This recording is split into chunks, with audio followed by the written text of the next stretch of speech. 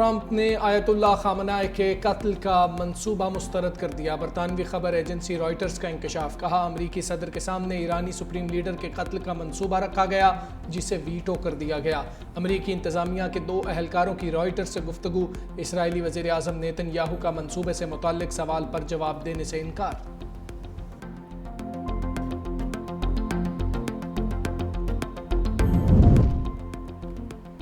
اسرائیل کی تباہی پر ٹرمپ کو جنگ بندی کا خیال آئے گا۔ کہا کہ جس طرح بھارت اور پاکستان کے درمیان جنگ بندی کروائی ہے ویسے ہی اسرائیل اور ایران کے درمیان ڈیل ہوگی۔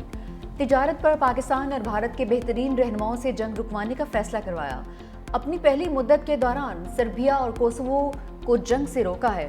میں بہت کچھ کرتا ہوں لیکن کریڈٹ نہیں ملتا۔ مشرق وسطیٰ میں جلد امن ہوگا، ہم اسے عظیم بنائیں گے۔ امریکی صدر ٹرمپ کی جنگ پر وضاحتیں۔ کہا کہ ایران پر حملے سے کوئی تعلق نہیں۔ نیتن یاہو کی جنگ میں شامل ہونے کی درخواست مسترد کر دی۔ کہا ایران نے اگر ہم پر حملہ کیا تو پوری طاقت سے جواب دیں گے۔ امریکی مسلح افواج اس سطح کا حملہ کرے گی جو پہلے کبھی نہیں دیکھا گیا۔ اسرائیل حملے براہ راست امریکی حمایت سے کر رہا ہے۔ ایرانی صدر مسعود پزشکیان کہتے ہیں اسرائیل میں اتنی جرأت نہیں کہ وہ امریکہ کی اجازت کے بغیر کوئی اقدام کرے۔ اسرائیل کو کھلی چھوٹ دے کر امریکہ خطے میں جرائم کی پشت پناہی کر رہا ہے۔ صہیونی ریاست نے حملے جاری رکھے تو جواب مزید سخت اور فیصلہ کن ہوگا۔ خطے کے ممالک اسرائیلی جارحیت پر مؤثر اور دو ٹوک موقف اختیار کریں۔ ایرانی صدر مسعود پزشکیان کا عراقی ہم منصب سے ٹیلی فونک رابطہ۔ کہا اسرائیل کو فضائی حدود استعمال کرنے سے روکا جائے۔ عراق اپنی سرزمین کو ایران کے خلاف استعمال ہونے سے بچائے۔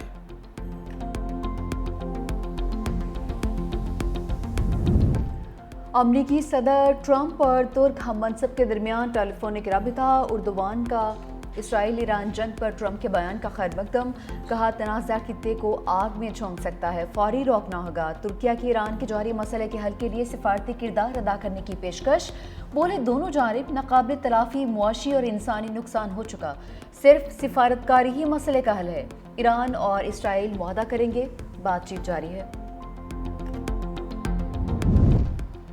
غزہ کو کھنڈر بنانے والا اسرائیل خود کھنڈر بن گیا۔ نیتن یاہو کا ایران کے ہاتھوں تباہ شدہ علاقوں کا دورہ۔ اسرائیلی وزیر اعظم کی ایران کو دھمکیاں۔ کہا اسرائیلیوں کو ہلاک کرنے کی بھاری قیمت چکانا ہوگی۔ ایران جوہری قوت بن گیا تو پھر ہمیں کتنا نقصان پہنچائے گا۔ تہران اسرائیل کے وجود کے لیے خطرہ بن چکا۔ ایرانی حکومت اس وقت بہت کمزور ہو گئی۔ ایران میں حکومت کی تبدیلی متوقع ہے۔ ہم نے ایران کی قیادت کو نشانہ بنایا، نتنز میں جوہری تنصیبات کو تباہ کر دیا۔ ہم نے اصفہان ری ایکٹر تباہ کر دیا۔ اصفہان ری ایکٹر کے بغیر جوہری ہتھیار بنانا ناممکن ہے۔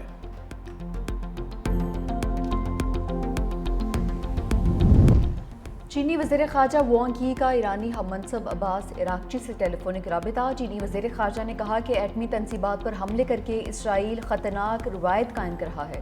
خود مختاری اور علاقائی سالمیت کے دفاع میں چین ایران کے ساتھ ہے۔ اسرائیل کی جانب سے بین الاقوامی قوانین کی خلاف ورزی کی گئی۔ طاقت کے استعمال سے کبھی بھی پائیدار امن قائم نہیں ہو سکتا۔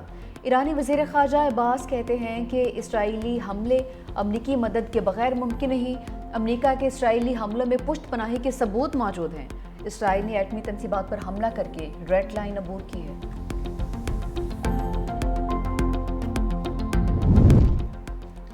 امریکہ ایران اسرائیل کشیدگی کی آگ کو بھڑکانے لگا۔ میزائل اور دفاعی نظام مشرق وسطیٰ منتقل کر دیا۔ امریکی وزیر دفاع نے تصدیق کر دی۔ کہا میزائل اور دفاعی نظام اپنے لوگوں کی حفاظت کے لیے ہے۔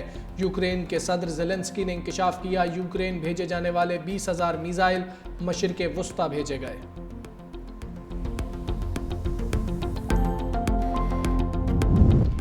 بھارت خطے میں اسرائیل کا خاموش اتحادی ہے۔ برطانیہ کے F-35 طیارے کی بھارت میں ہنگامی لینڈنگ۔ برطانوی میڈیا کے مطابق طیارہ بحر ہند میں تعینات برطانوی طیارہ بردار جہاز کا حصہ ہے۔ برطانوی طیارہ اہم موقع پر بھارت تک کیسے پہنچا؟ کیا برطانوی طیارے ایران پر حملے میں استعمال ہوئے ہیں؟ سوالات اٹھ گئے۔ ادھر برطانیہ کا مشرق وسطیٰ میں مزید جنگی طیارے اور فوجی اثاثے بھیجنے کا اعلان۔ برطانوی وزیر اعظم کیئر سٹارمر کہتے ہیں اقدامات خطے میں ہنگامی صورتحال سے نمٹنے کے لیے ہیں۔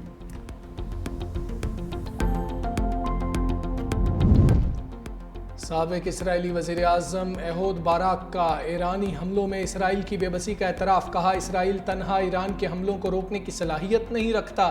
ایران کے بھرپور جوابی حملوں کے بعد ہم طویل اور دردناک آزمائش کے مرحلے میں داخل ہو چکے۔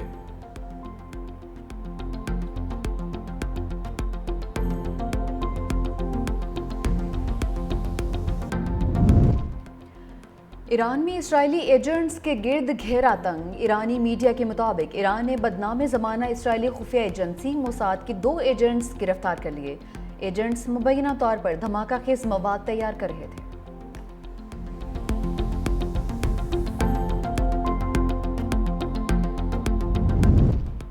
ایران اور عراق میں ہزاروں پاکستانی پھنس گئے۔ ایران سے 450 پاکستانی زائرین کا انخلاء مکمل کر لیا۔ نائب وزیر اعظم اسحاق ڈار کہتے ہیں ایران میں مقیم پاکستانی طلباء کے انخلاء کے لیے انتظامات کیے جا رہے ہیں۔ پہلے مرحلے میں 154 طلباء کو نکالا جائے گا۔ ایران میں پاکستانی سفارتخانہ عراق میں پھنسے زائرین سے بھی مسلسل رابطے میں ہے۔ نائب وزیر اعظم اسحاق ڈار سے ترکیہ کے وزیر خارجہ کا ٹیلی فونک رابطہ، دونوں کا ایران کے خلاف اسرائیلی جارحیت پر تشویش کا اظہار۔ اسحاق ڈار کی اگلے ہفتے استنبول میں OIC وزرائے خارجہ اجلاس میں شرکت کی یقین دہانی۔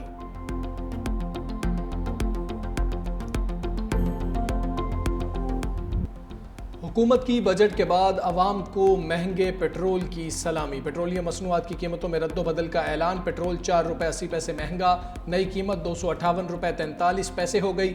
ڈیزل کی فی لیٹر قیمت میں 7 روپے 95 پیسے اضافہ، قیمت 254 روپے 64 پیسے سے بڑھ کر 262 روپے 59 پیسے ہو گئی۔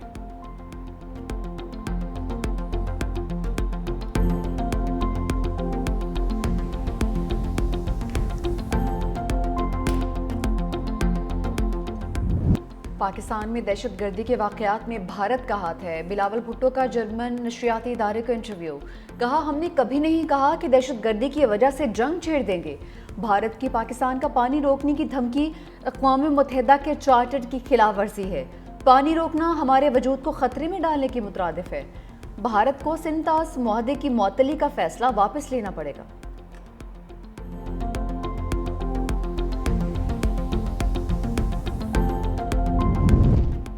کراچی میں ایک بار پھر زلزلہ، بھینس کالونی، شاہ لطیف ٹاؤن میں زلزلے کے جھٹکے۔ زلزلہ پیما مرکز کے مطابق زلزلے کی شدت 2.6 ریکارڈ کی گئی، گہرائی 40 کلومیٹر تھی۔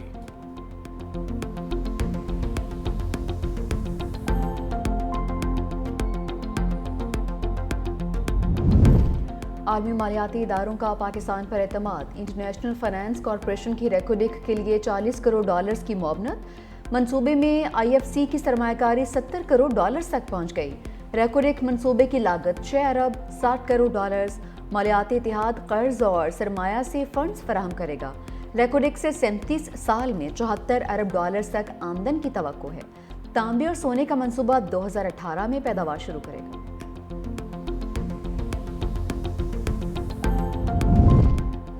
ٹیکسٹائل سیکٹر میں 15 لاکھ بیلز کی انڈر رپورٹنگ کا انکشاف۔ سینٹ کی قائمہ کمیٹی خزانہ کا سلیم مانڈوی والا کی زیر صدارت اجلاس۔ FBR نے کہا ٹیکسٹائل سیکٹر کی بھی کیمروں سے نگرانی کی جائے گی۔ 1 جولائی سے ڈیجیٹل پروڈکشن ٹریکنگ سسٹم کے نفاذ میں تیزی لانے کا فیصلہ۔ کمیٹی کی اسٹیشنری آئٹمز پر سیلز ٹیکس صفر کرنے کی سفارش۔ آن لائن اشیاء پر سیلز ٹیکس عائد کرنے کی تجویز منظور۔ چیئرمین FBR نے کہا ای کامرس میں سیلز ٹیکس صارف سے لیا جاتا ہے۔ شبلی فراز نے کہا ہم لوگوں کو پاکستان میں کاروبار کے لیے آنے سے ڈرا رہے ہیں۔ حکومت کی اقتصادی سروے 2024-25 میں اہم تبدیلیاں۔ مختلف شعبوں کو دی ٹیکس چھوٹ کے حجم میں نمایاں کمی۔ رواں مالی سال مجموعی طور پر 2434 ارب کی ٹیکس چھوٹ۔ 9 جون کو اقتصادی سروے میں 5840 ارب روپے کی رقم ظاہر کی۔ ایک ہفتے میں ٹیکس چھوٹ کے حجم میں 3406 ارب کی کمی۔ انکم ٹیکس میں 800 کے بجائے 545 ارب کی ٹیکس مراعات۔ پنجاب کا بجٹ آج پیش کیا جائے گا۔ قومی اسمبلی کا بجٹ اجلاس طلب۔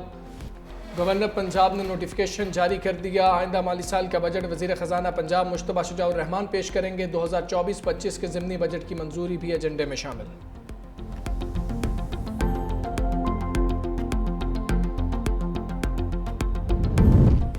تحریک انصاف کا ملکی معیشت پر وائٹ پیپر جاری کرنے کا اعلان۔ پی ٹی آئی پنجاب کے چیف آرگنائزر عالیہ حمزہ کہتے ہیں فارم 47 کی حکومت نے مشکل حالات پیدا کیے، بجٹ کے تمام اعداد و شمار جعلی حکومت کی طرح بوگس ہیں، چوری سے آنے والے اب ہیرا پھیری کر رہے ہیں۔